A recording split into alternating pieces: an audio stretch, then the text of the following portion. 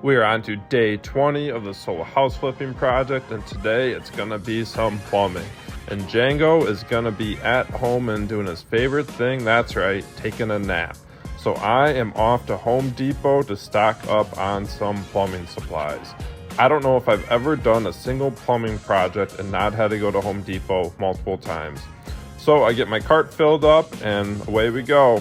I would love to do the egress window today or even put in those windows, but unfortunately we have a heat advisory today and thunderstorms incoming. So in the meantime, I'm going to work on some plumbing. I'm going to organize all that extra material I have first. And when I do plumbing, I like to use PEX B and I like to crimp it. Here is the manual crimper that I use. And also here is an example of those copper crimp rings that you have to crimp. I prefer to pay a little bit extra and use the ones that have the self-spacing feature. I also own one of these manual Pro Press that Pro presses the copper fittings on, and it is a very economic way to do Pro Press fittings. And here is an example of one of those Pro Press fittings. This is where you're going to crimp it at, and then my PEX B will connect right there. Here's an example of one of those PEX fittings. Once again, the PEX goes onto those spots right there. So first I'm going to get some water filled up, and next I'm going to turn off that water. That's always really important when you are working on plumbing. And now I'm going to drain that system and we're ready to go.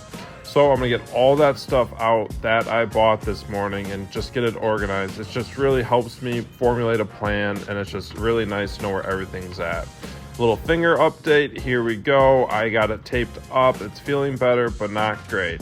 But in the meantime, I'm going to get some WD-40 on those fittings, and I'm going to start getting this all taken apart.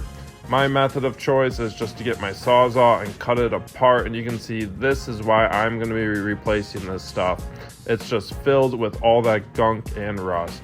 Now we're headed over to the bathroom, and I'm just going to start getting this taken apart on this side as well. Back on the other side, we're going to continue with where I was at, and I'm going to get this all taken apart.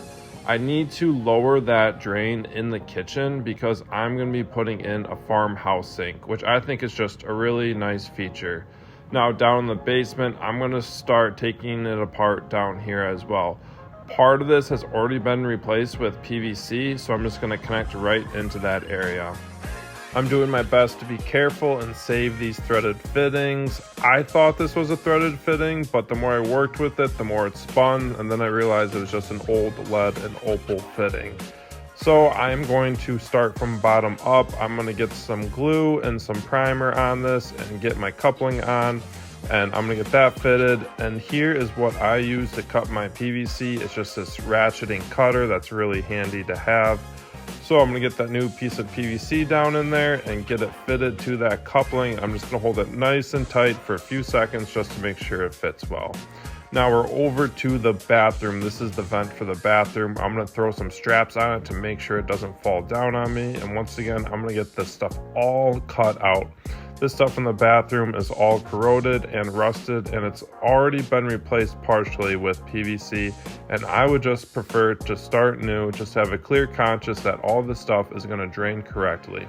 And once you get it all cut apart, you can see once again just how rusted and corroded it is. So it's just the right thing to do to get it all cut out and replaced. I'm just going to use that old piece as a template for my new PVC, so I'm just going to match what was there. I like to just dry fit it and make sure it all works. I put some Sharpie marks on there to know where those fittings are supposed to go. So once again, I'm just gonna get the primer and glue on there and get it fit in there, and we're looking pretty good. Next up is to get that vent hooked back up. So I'm gonna get my PVC coupling on, my new piece of PVC, and use this rubber boot to join the PVC and metal back together. Now I'm going to be working on this macerating toilet. I've been working on it most of the afternoon just to try to figure it out and what's going on with it. So a quick 20-day recap for labor. I have 155 hours in, and the material I am in for $10,750. I'm going to quickly just take off the lid of that macerating toilet just to show you those inner workings, and there's the blade that just cuts everything up. So a quick view around the toilet. I just have it temporarily set right now. You can see that extension tube going to the back tank. And here is that tank with the rubber fittings there.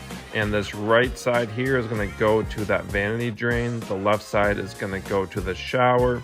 This top left is going to be the drain that hooks up with the main, and the right is going to be the plumbing vent. So I think I got it figured out, and now I just need to put it all together, and I will also need to put that outlet in for that cord. So that was going to be a wrap for day 20. Not the most tangible stuff that was done today, but plumbing just takes a lot of thought and careful planning. So I'm going to head home, and what would you know? Jingle's right where I left him, getting his nap in.